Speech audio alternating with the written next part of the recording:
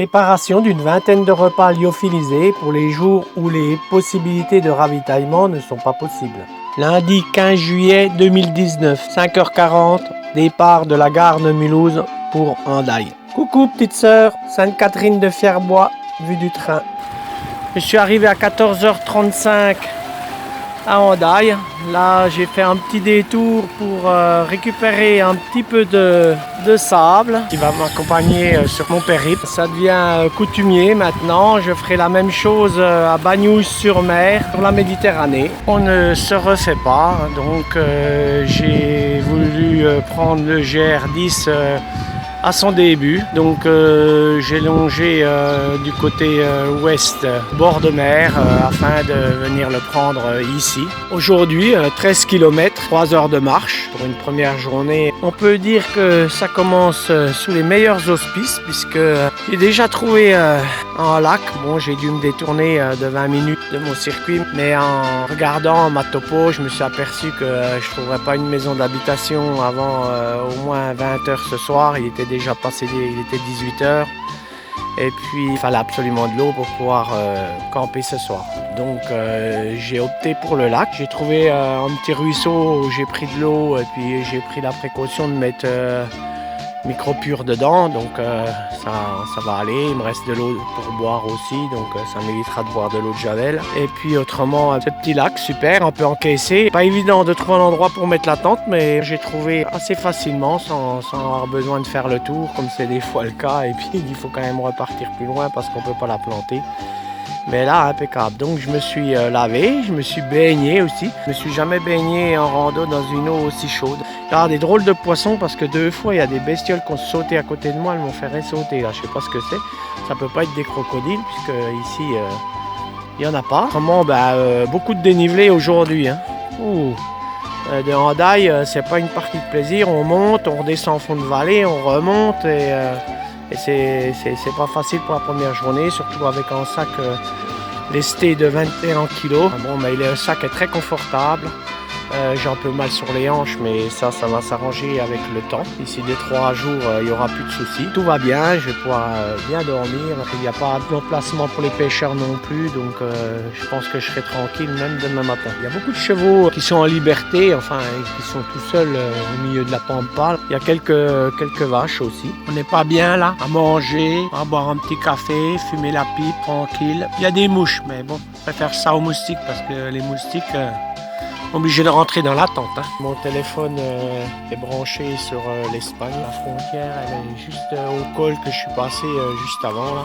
Demain, je vais la suivre une bonne partie de la journée d'ailleurs. Deuxième jour, donc j'ai dormi au bord du lac, à l'autre extrémité du barrage. J'ai été bercé pendant toute la nuit par les cloches que je pensais être de vaches, mais en fait, il y a des chevaux partout. Ils ont des totos à leur cou et c'est ça qui fait du bruit toute la nuit. Ça aurait dû me mettre la puce à l'oreille parce que les vaches, au milieu de la nuit, elles dorment. Je me suis fait aussi... piqué par 2 bestioles, je sais pas trop ce que c'est. Et hier soir dans la tente, je me suis réveillé aussi avec une piqûre sur la joue. Ça fait très mal en fait. Au bout de 20 minutes, ça passe. Je me trouve au pied de la Rune qui se trouve là-haut dans le brouillard. Alors ça me fait penser qu'on était monté avec les gamins là-haut et on avait vu le paysage sur les cartes postales. Donc aujourd'hui, c'est un petit peu pareil, sauf qu'il n'y a pas la pluie ni la grêle. Là-bas, on peut apercevoir un village. Je suis passé ce matin, c'est un village espagnol. Enfin, c'est plutôt une station pour aller acheter du whisky et puis des cigarettes détaxées. Et puis tout au fond, on voit des immeubles. Et bien là, c'est Saint-Sébastien. Et puis là en bas, Hendaye, ça fait 1 journée et demie que je marche. Toujours avoir Hendaye dans le dos, pas bon pour le moral. Fort heureusement, je monte pas la Rune. Bon, il reste plus beaucoup à monter, mais je suis bien content de ne pas y aller parce que ce matin avec le sac, ça fait quand même lourd. Et moi, je vais redescendre par là en bas. Les Alpes et puis les Pyrénées, c'est pas le même bonhomme parce que aujourd'hui, j'en bave et puis les chemins, je trouve que les chemins sont plus durs. Ça monte, ça descend sans arrêt. C'est des petits dénivelés, mais qui se répètent à longueur de journée. 2 km que je suis une voie romaine. Alors ici, c'est contrairement au GR5, c'est beaucoup des sentiers muletiers où c'est pas facile de marcher parce que c'est tout des pierres. Ils sont rangés un peu n'importe comment et trucs à se tordre les pattes. Mais enfin là, C'est pas le cas puisqu'on est sur une voie romaine et puis les cailloux sont assez bien rangés et les chemins muletiers sont souvent bordés de pierres plates comme ça qui sont mises debout sur des kilomètres. C'est original aussi, j'ai jamais trop vu ça avant. Encore une voie romaine hein, qui part vers le bas. C'est pas mon chemin puisque là, vous voyez, il y a une croix qui m'indique que je ne dois pas descendre par là. On pourrait penser être sur les chemins de Compostelle parce que, vous voyez, ça fait plusieurs fois que je vois des points d'eau comme ça. Enfin, arrivé à mon terme de ma deuxième journée. Il est 19 h. Le temps n'est pas magnifique, mais ça a été toute la journée un petit peu comme ça. Donc là, je viens de me payer mon deuxième chemin de croix de mon histoire, puisque sur le GR5, j'en avais déjà monté hein, sur une Cagna pas possible. Et là, je viens d'en monter un deuxième après avoir bu 2 bières dans le village là en bas, au Bonéa. Et je me disais, pourvu qu'il n'y a pas d'10 croix. Ben, j'en ai compté 8, une tous les 200 mètres. Le chemin de croix se termine avec un ancien cimetière, avec ses croix caractéristiques du Pays Basque. Vous pouvez remarquer que la plupart d'entre elles se terminent par une forme arrondie. Là, il y a des gens qui campent vers l'oratoire. En face, on a la rune, où je suis passé à midi. Et puis au fond, on a toujours la mer. Ça m'embête un peu parce que j'aimerais bien ne plus la voir. Tant qu'on la voit, c'est que j'ai pas très progressé vers l'est. Je suis bien content d'être arrivé là. J'aurais pu m'arrêter un peu plus bas. Mais je me suis dit, demain, il va falloir reprendre le chemin de croix et je préfère que ce soit terminé aujourd'hui. Dans l'immédiat, ça va être me foutre à poil, me laver avec la bouteille, hein, parce qu'ici, il n'y a pas de ruisseau. Hier, j'étais au bord d'un lac, c'était merveilleux, avec le soir je suppose que c'est des truites, avec le dos jaune, fluo, là, elles venaient fouiller dans la vase. Et elles avaient la queue qui sortait de l'eau, elles étaient toutes tranquilles. Je les ai observées pendant 25 minutes en fumant ma pipe. Et puis c'est vraiment une belle, un bon moment de vie, quoi, on va dire. Je vais manger une soupe et puis un truc lyophilisé parce que la boulangerie, j'ai pu avoir un gâteau basque qui pourrait être super bon, mais bon, il y avait un peu de citron dedans, je crois. Alors pour moi, c'est pas trop bon, mais bon, s'il y avait un peu de citron, ça aurait été magnifiquement bien. Donc j'ai pris ma première bière, géniale bien sûr, elle est super bonne. Pour ça qu'après j'ai demandé une normale, il ne comprenait pas, le barman, mais en fait j'ai expliqué que la première c'est indéfinissable comme goût et la deuxième elle est normale. Tout en étant toutes les deux identiques. Dans un village, il y a le GR8 et le GR10 qui se croisaient et j'étais pas sûr d'être sur le bon. J'ai demandé de quel côté était la frontière et il m'a dit laquelle. J'ai dit comment laquelle? Ben la française ou bien l'espagnole. Parce qu'évidemment, eux, ils sont en Pays Basque. Enfin, voilà. Les pierres, elles servent au moins à quelque chose. Voilà un cheval qui est en train de se gratter dessus. Et puis il y va, hein. Il fait pas semblant. Hein. Ça a l'air de bien lui convenir celle-là parce qu'il en a essayé plein d'autres avant. Il y avait 2 autres chevaux qui étaient là aussi il y a 5 minutes et qui faisaient exactement la même chose. Enfin, plutôt le derrière. Celui-là, je sais pas, c'est sous le ventre qu'il préfère se gratter. Il change de position et puis il recommence. Il y a des chevaux absolument partout. Bien en voilà, il n'y a pas plus de quelques jours. Il y a la maman qui est cachée un peu à droite là, qui veille au grain. Je me trouve dans un col où on peut voir ces abris. Je pense que c'est pour la chasse, c'est pour se cacher des palombes quand elles font leur migration. Je pense qu'ils doivent les attendre derrière ces barricades. Il est 9 h, donc ma première petite pause flotte. Quand on voit ces montagnes, toutes ces fermes isolées, on se dit que les indépendantistes n'avaient pas de soucis pour se cacher. Une maison de berger typique, donc avec l'écurie où il rentre les moutons, puis un petit réduit là sur la droite où il doit dormir et faire sa cuisine. Petite halte fruits secs et puis un peu d'eau. Ils veulent carrément venir dans le sac à dos, hein. J'arrive pas à m'en débarrasser, surtout celui-là là. Il est con comme une vallée, j'ai mis à manger par terre. Il mange pas, il veut manger dans le paquet. Je vais écourter ma petite pause parce que ça devient infernal là. Ils veulent tous, sont tous sur moi là. Ça fait une bonne demi-heure maintenant que je descends des falaises. Il y a des câbles de temps en temps, mais avec un sac de 20 kg. Je dois dire que c'est assez scabreux. Je préférerais d'ailleurs avoir à monter plutôt que de descendre. C'est le premier chemin que je trouve qui ressemble au sentier des Alpes depuis que je suis parti. Ce matin, j'étais en face, là-bas où il y a boule, on la voit pas, c'est un radar en fait. À midi, je me suis mangé une superbe entrecôte. Et puis, comme un con, j'ai oublié de faire sécher ma tente. Alors maintenant, je suis obligé de m'arrêter en pleine montée. Il y a 900 mètres de dénivelé là, d'un coup. Et pour faire sécher ma tente, parce que le temps part à l'orage, et je dois aller là-bas au-dessus. Il devrait le rebaptiser Désiré celui-là, parce que là il est passé 18 h. J'ai dormi là-bas dans l'herbe, au milieu des fougères, vers le chemin qu'on voit dessiner là-bas. Il y a un petit peu jaune, c'est là que j'ai dormi. Par contre là en bas dans le col, j'ai pas voulu descendre parce que j'ai dit c'est vachement pentu. Et j'aurais peut-être du mal à planter ma tente. En fait, c'était pas le cas du tout. Il y a des gens qui ont campé là.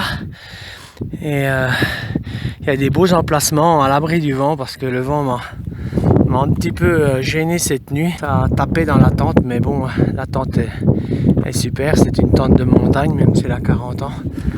Elle est mieux que celle qu'on fait maintenant, où l'air rentre partout. Donc on est loin d'avoir froid dans une tente comme ça. Mais bon, aujourd'hui il fait pas beau, il tombe même des gouttes. Je pense en avoir fini avec les montées, mais je vois que là je me paye une montagne et puis d'après ma topo, il y en a encore une derrière. Mais bon, je ne vais pas vers le beau temps. Bon, il est 8 h, hein, j'ai toute la journée, donc ça devrait le faire.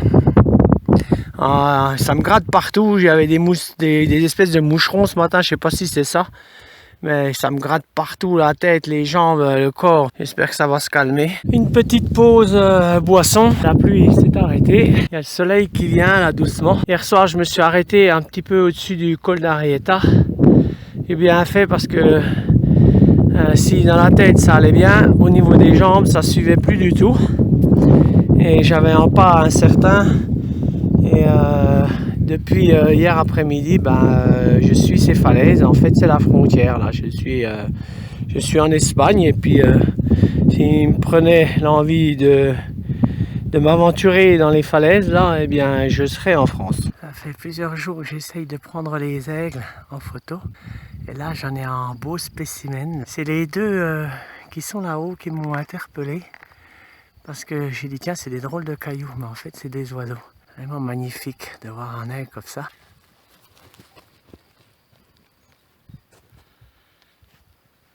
C'est beau, hein? Là, il y a un nid d'aigle.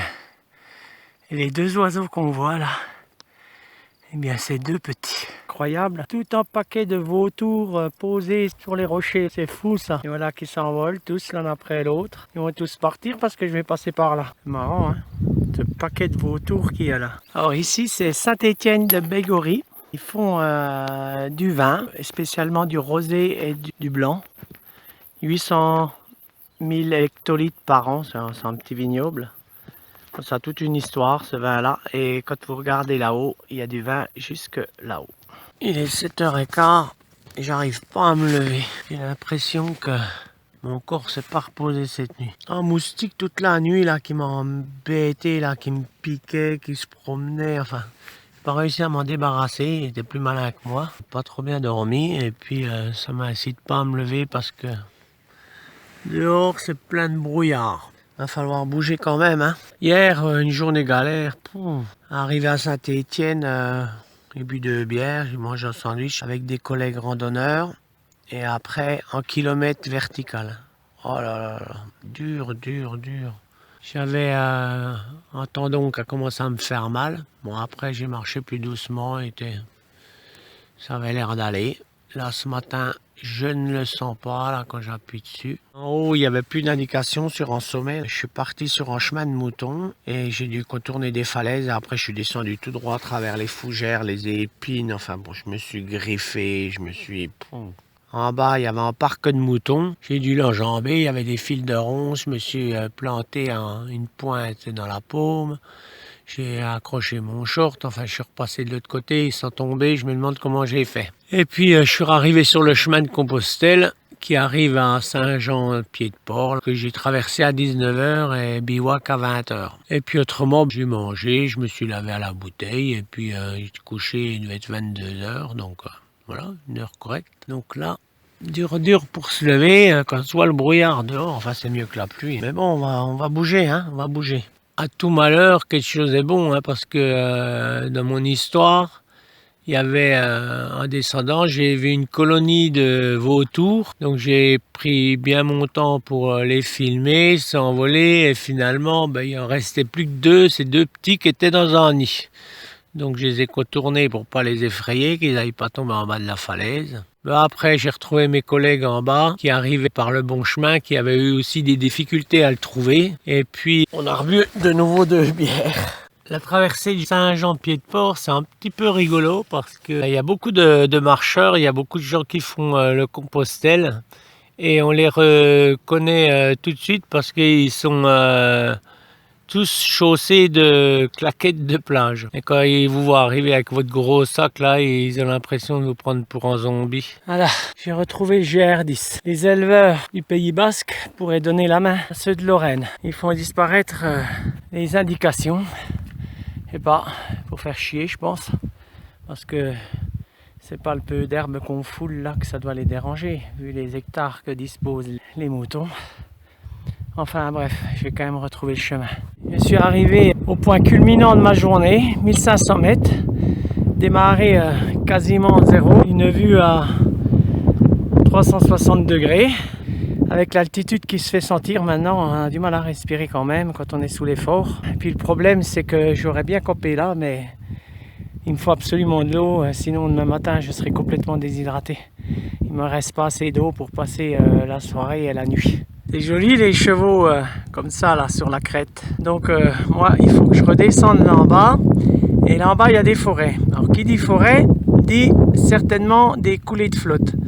Un chouette barrage avec une remontée pour les truites sur le côté droit. Nous sommes le 19 juillet, mon 5e jour de galère. Non, pas de galère, sinon on le ferait pas. C'est vrai que c'est pas facile, pas trop d'entraînement et puis c'est vrai que les montées sont raides et puis elles se succèdent.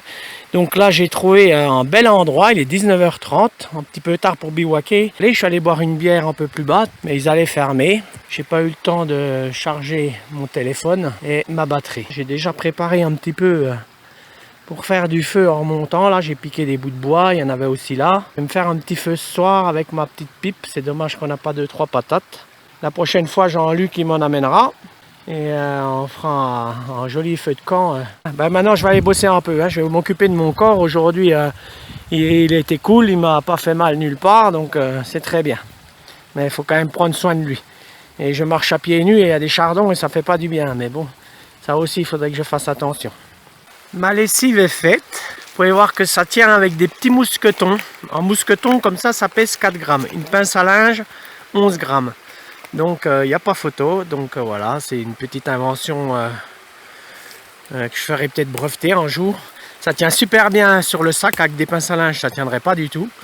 Et là, c'est super bien pour ça. Et puis en plus, c'est un gain de poids quand même qui n'est pas négligeable parce que les grammes... 10 grammes, c'est pas beaucoup, mais 10 grammes plus 10 grammes plus 10 grammes, on arrive vite à faire des kilos. Ça va pas sécher ce soir, mais ça finira de sécher demain sur le sac, puisqu'il va faire super beau. Et puis là, c'est sous les arbres, alors peut-être il n'y aura pas de rosée, et puis je les retrouverai au moins pas plus mouillés qu'ils le sont actuellement demain matin. Donc je me suis lavé, j'ai encore les pieds glacés. Mais là, ça va, j'ai mis un t-shirt, j'ai un slip, donc j'ai pas froid. Et puis il y a des vaches qui s'invitent de temps en temps là. Et je suis en train de penser qu'on est vendredi soir. Et j'espère que vers les petits feux là, il n'y a pas du monde qui va venir faire la bringue ce soir. Bon, on verra bien. Hein. Je suis superbement bien installé. Je crois que c'est la première fois que je trouve un endroit aussi plat pour ma tente. En plus, ça remonte un petit peu là. Et ça va me servir d'oreiller. Et puis autrement, question menu, comme j'ai trouvé de l'eau chez Pedro, je suis pas embêté avec ça, donc je viens de me faire une soupe. Je vais me faire également un petit truc de pâte lyophilisée. Puis j'ai du pain et j'ai encore du comté de chez Bado. Et puis après, je vais allumer le feu et un petit café avec du lait devant le feu. Et puis la pipe, bien entendu. Petit feu deviendra grand. Petit feu devenu grand. Bon, faut pas en faire trop non plus parce qu'il y a la route qui est juste à côté là-bas et j'ai pas envie qu'on me repère non plus et puis qu'on vienne m'emmerder. On n'est pas bien là? Avec le feu et tout? Super, hein? C'est la première fois que je me vois dans la glace. On a besoin d'un petit coup de rasage quand même. Hein. Je suis vraiment très bien installé pour la nuit. Je vais être bercé par le bruit de l'eau. J'espère que les vaches et les chevaux là qui sont venus tout à l'heure vont pas encore revenir cette nuit et m'embêter, mais bon, normalement, il n'y a pas de souci. Un pont de singe, ça fait penser au Népal. C'est joli dans le coin. Toujours ce brouillard comme hier. J'espère que ça va se lever. Aujourd'hui, premier sommet de la journée, même temps qu'hier. Hein. On voit rien. Moi, je suis monté peut-être un peu vite parce que un peu essoufflé là-haut. Mais bon, maintenant, ça sera peut-être un peu plus plat ou encore monter. J'ai l'impression que je monte encore. On verra bien, mais on fera avec. C'est un hélico qui fait faire le tour des gorges aux gens. Il est 6h30, donc je vais me lever. Cette nuit, il n'y avait plus de brouillard, il y avait une belle lune, et puis là, il est en train de retomber plein pot. Contrairement aux 2 derniers jours, il y a eu le brouillard tout le temps. Peut-être que là, ça va se lever aujourd'hui, enfin j'espère. J'ai déjà chassé toutes les limaces, il y en avait plein la tente. Il y en avait même une à l'intérieur, je sais pas par où elle est rentrée celle-là. Hier, la journée n'était pas terrible, beaucoup de routes, des dénivelés négatifs aussi, après une grande montée. Et puis hier soir, je me suis arrêté au gîte d'étape à Saint-Ancras, au lieu de pèlerinage qui connut son apogée au XIIe siècle. J'ai pris 2 sandwichs, j'en ai mangé un sur place, j'en ai amené un ici. J'ai mangé en arrivant ici. La mamie super sympa, contrairement au logis-bar où j'ai dormi la nuit dernière. Elle aurait bien voulu que je reste, mais moi j'avais envie de marcher encore un peu. Et puis je suis bien content d'être là parce que ce matin, les collègues ils vont monter dans le brouillard. Je vais déjeuner. Bien content de ne m'être pas laissé convaincre par la tenardière du gîte de rester là en bas parce que là j'ai gagné 2 heures, enfin j'ai gagné, on s'en fout. Je suis en haut, enfin je pense pas que je suis en haut quand même parce que ça grimpe encore là. C'était très dur hier soir là pour monter dans la forêt, c'était très abrupt et puis je suis bien content d'être sorti dans les alpages. Et cette nuit, quand je suis arrivé ici, c'était pas mouillé parce qu'il n'y avait pas de brouillard hier après-midi, je pense, ici. Donc je vais arriver à la Pierre Saint-Martin dans quelques heures et puis après on verra.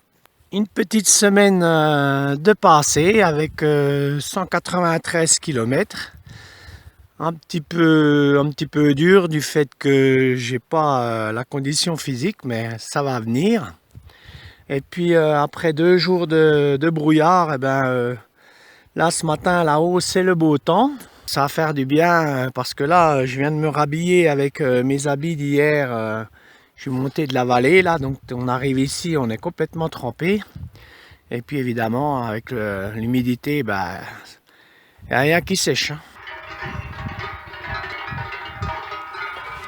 Ici c'est le pays des vaches, ça fait beaucoup de bruit. La nuit, on est bercé par ce son et ça ne s'arrête jamais. Elles ont toutes une cloche, sans exception. Le chemin, là, vous voyez, il monte en zigzag. On pourrait monter tout droit, mais c'est pas en gain de temps, en fait. C'est beaucoup de fatigue et le bénéfice de tout ça, il n'est pas avéré. Donc, il vaut mieux suivre le chemin. Et puis on a à l'abri aussi des surprises parce que là en bas était déjà paumé. Entre les chemins de vaches et puis le sentier, la différence elle n'est pas évidente. Et puis c'est facile de se perdre, ce qui est arrivé hier et avant-hier avec le brouillard. Si les bornes sont quand même assez espacées et puis on a vite fait de prendre un chemin de vache. Donc hier, je suis passé là en bas dans le trou, tout en bas. Voilà, donc là je remonte à la Pierre Saint-Martin et puis après je vais sûrement redescendre et remonter. C'est ça les Pyrénées, c'est pas des très grandes montées, c'est des 500 mètres de dénivelé.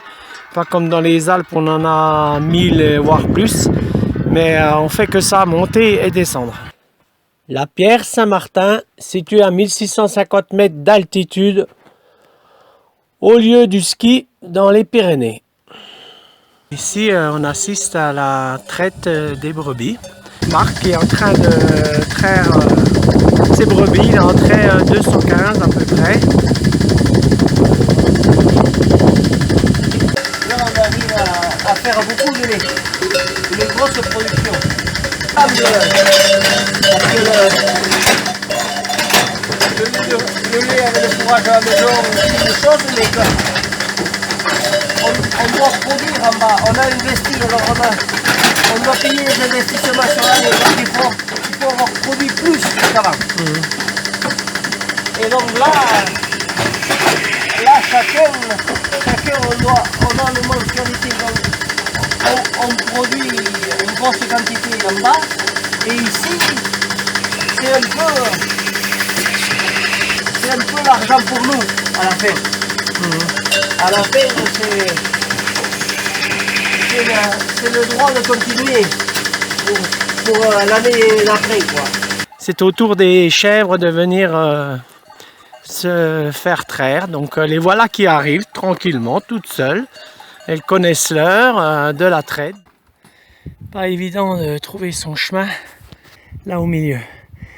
J'ai crapahuté une quarantaine de minutes dans un pierrier pour essayer de retrouver mon chemin. Finalement, je suis retourné où j'ai mangé. J'ai retrouvé le chemin, mais en fait, j'étais à peine 20 mètres en dessous. J'ai pas vu ce col là entre les montagnes.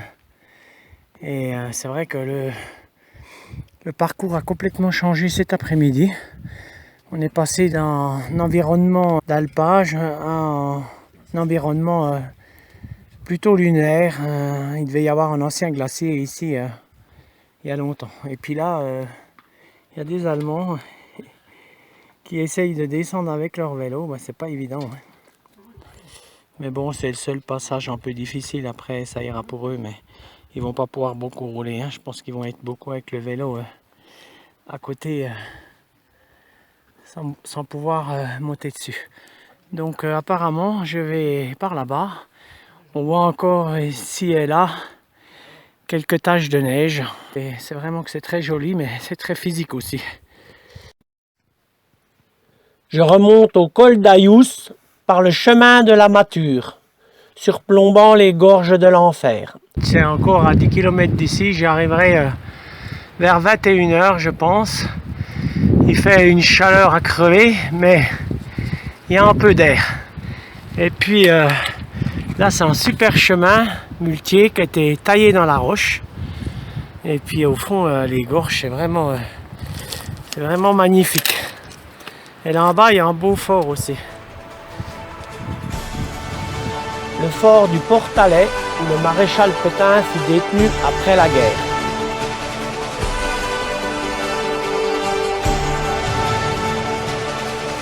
Contrairement au GR5, on voit beaucoup moins de fleurs sur le GR10.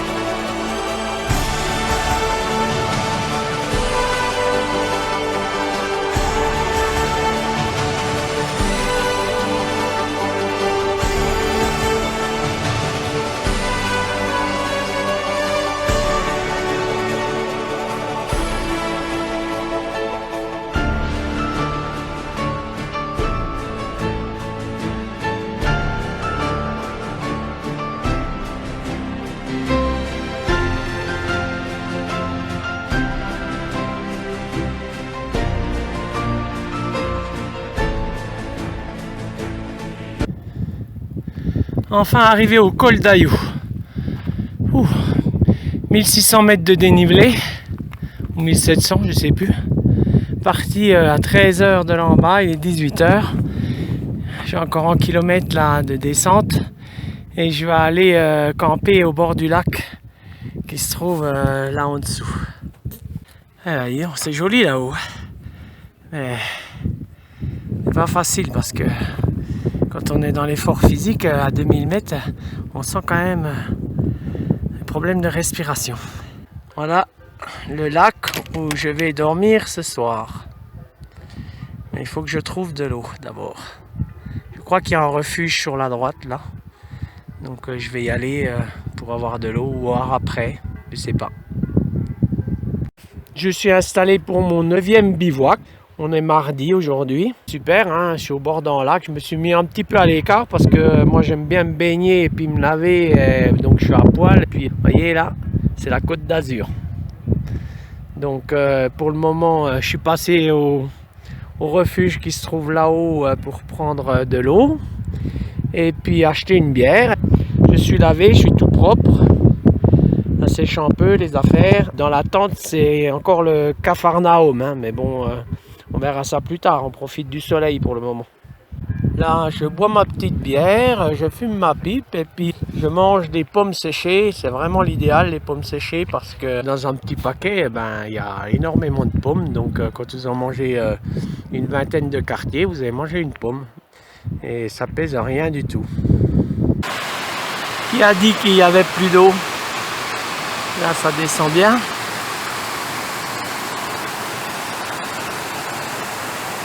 L'endroit est joli, mais un petit peu vertigineux. Quand même faire attention parce que le sac touche la paroi et puis un déséquilibre serait vite à dévaler la pente. Une variante existe en cas de pluie pour pas passer par des endroits un peu dangereux quand même. Alors ça fait déjà 500 mètres que je suis sur ce chemin aérien. Ça continue encore par là-bas, je ne sais pas. Il est 15h30, je suis à 2000 mètres d'altitude, il faut que je passe un col à 2005 qui se trouve là derrière. Et puis de ce côté-ci c'est très sec, alors je me suis éloigné de 500 mètres de mon sentier pour aller vers une cabane de berger. Là en bas, tombé sur une vieille dame, elle n'avait pas l'air commode, mais pas très sympathique, mais après je discutais un peu. Elle m'a quand même donné de l'eau, elle m'a dit qu'il n'y en avait plus beaucoup, c'est vrai que de ce côté-ci... de l'autre côté, il y a de l'eau, mais sur ce versant-là, c'est très très sec. Il n'y a aucun ruisseau, il n'y a rien. Et puis là-haut, il y a un petit train, pas le petit train jaune, c'est un petit train qu'avaient fait les Allemands, je crois, pour aller chercher du charbon, je ne sais plus trop, pour faire de l'électricité. J'ai déjà dit que je voulais le prendre, ben voilà. Je ne savais pas que je tomberais dessus aujourd'hui. Il est assez long, hein, il démarre de là-bas derrière et puis il va au fond de la vallée là-bas. Bon, j'espère que je serai au lac vers 18h, 18h30. Et aujourd'hui, je suis un petit peu laté là. Je viens de boire un demi-litre d'eau, j'ai fait le plein là-bas, heureusement. Parce qu'il m'en restait à peine un demi et ça n'aurait pas fait pour aller jusqu'au lac. Je suis arrivé au campement un petit peu avant 17h, mais j'étais trop crevé. Je suis parti du lac qui se trouve en dessous du col d'Aïssou.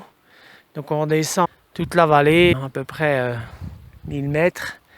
Et là, je suis remonté à peu près 1700 mètres.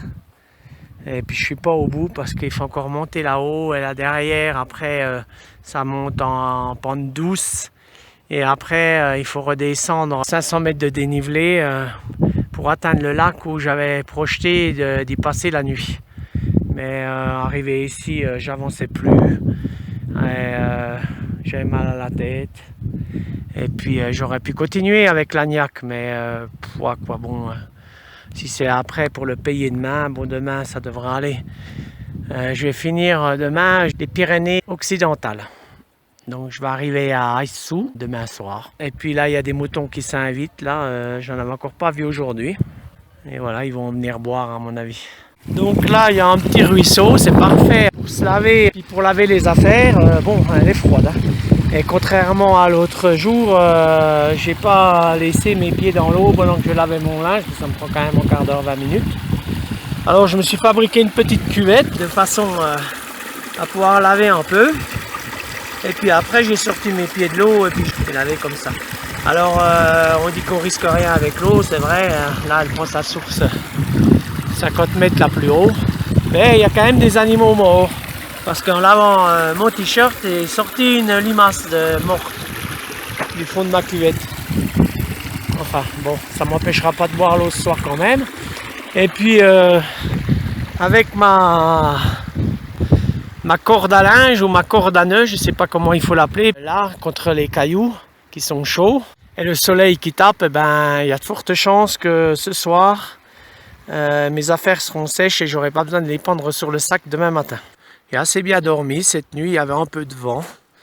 Mais contrairement aux Alpes, là je suis en t-shirt. Quand le soleil n'est pas levé, dans les Alpes, on a quand même la polaire. J'ai déjeuné, je suis prêt à repartir. La tente est déjà à moitié démontée. Hier soir, j'ai rencontré les deux jeunes que j'avais vus à midi et qui cherchaient du pain, tout comme moi. En fait, la boulangerie qui devait ouvrir à 14h30 a ouvert tout de suite après que je sois parti. Ils se sont dit qu'ils allaient sûrement me rattraper et ils ont pris une baguette pour moi. Mais le petit jeune, c'est un mange-tout. Il avait bien entamé la baguette quand ils sont arrivés ici. On a fait un échange de bons procédés. Je leur ai donné des pommes séchées. Et eux, ils sont allés dormir à la cabane qui se trouve quelque part là-haut, où j'ai pas eu le courage d'aller hier. Encore moins au lac. Et je pense pas qu'ils soient arrivés avant 21h30 là-haut. Donc moi j'étais bien tranquille ici, j'ai séché mon linge, j'étais content. Et là il doit être 7h, peut-être un peu plus, et je vais partir. Col de la Hourquette d'Ar, altitude 2465 mètres. J'ai bien fait de poser ma tente où je l'ai posée hier soir. D'ailleurs, l'Américain et son collègue se sont arrêtés dans la montée. Ils étaient encore dans leur tente quand je suis passé. Voilà le lac où ils avaient prévu de bivouaquer. Eh ben, ça fait encore une sacrée trotte. Sur le massif, il y avait des mines de fer au début du siècle dernier. Je sentais l'air frais en passant sur le chemin. En bas, j'ai dit tiens, c'est une galerie. Je vais aller voir et en fait, c'est une grotte. De la neige à l'intérieur, mais il remonte en froid de là. Incroyable. Je pense que c'était quand même une entrée de mine parce que là-bas, on voit des vestiges d'escalier au fond. L'entrée de la mine se trouve juste en face. Là, il y a des baraquements un petit peu partout. Donc ça devait être quand même assez important. Donc là, le berger, il a mis le feu à des broussailles. C'est une pratique très courante ici pour renouveler l'herbe. Mais bon, c'est réglementé et normalement, c'est de l'automne à mars. Et puis lui, il a pris un petit peu la tangente. Il en a allumé un autre un peu plus haut. Bon là, c'est vrai qu'il n'y a pas beaucoup de risques, il n'y a pas de forêt, il n'y a rien.